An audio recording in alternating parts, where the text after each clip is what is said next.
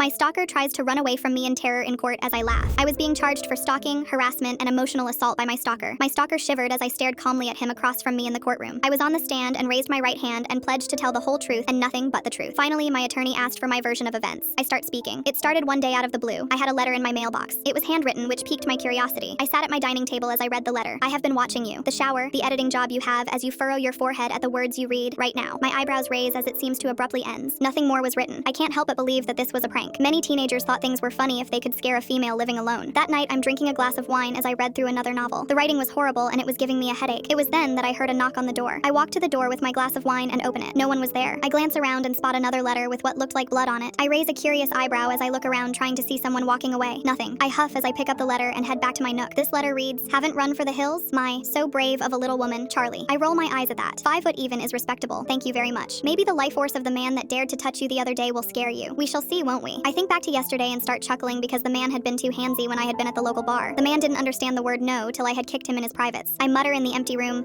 he got what he deserved, slimeball. I turn off the lights and go to bed. The next day, there was a finger taped to my front door. It wasn't until I got a call from the hospital that I found out the finger belonged to my ex. I laughed into the phone and told the lady, maybe now he can't cheat if he can't pleasure a lady. I hung up the phone laughing. The next day held gallons of blood that was splashed on my house inside. I just looked around and shrugged. Should hang up some chains and sharp objects, I muttered as I grabbed a hammer, nails, some chains, and knives. I nod happily at my work after hours of hanging chains and knives everywhere. The next day was a gun on my nightstand and a letter. "You could have died in your sleep last night, little lamb." I chuckle softly as I open the gun before pouting. There were no bullets in it. Now that's just rude. I decided that turnabout was fair play. I grabbed one of my dark romance books, Stalker/Enemies to Lovers. I grabbed a Sharpie and spent the whole day writing direct quotes from the book. I stood back before nodding firmly with a cheesier grin. That night, I was happily dreaming before I was startled awake by a man screaming in absolute terror. I wake up but don't catch my stalker. Now, I wanted to know how far I could terrify my stalker. The next morning, I get straight to work. A chair nailed to the floor, handcuffs to a chair for wrists and ankles, hanging plastic everywhere, and adding the final touches of splattered blood. I leave a handwritten note. "Now, you don't have to be so messy. Less chance of you getting caught now. Here's my book too that you seem to love." I draw a little heart as I chuckle. The next morning, all I see is footprints running to the front door. Later that day, I had the cops called on me, and for reasons I do not know, I was being charged for stalking, harassment, and emotional damage. The judge, jury, and attorneys all stare at me in disbelief. My attorney quickly provides the evidence of how I had played my stalker. The jury comes back with a not guilty of any charges. I break down laughing happily. My stalker screams terrified as soon as I walk slightly to him. Quickly, security cuffs my stalker as I grin at him. He continues screaming in terror as I grin at him. "Now, will you stalk another girl in this life?" I ask sweetly as I tilt my head. "I'll never stalk anyone ever again." The judge and attorneys are all stunned as he freely admits to stalking me and more than likely other girls. I just chuckle wickedly at him. That book with the quotes FYI was my published dark romance novel. The stalker screams before fainting as I push open the doors and walk out of court a free woman.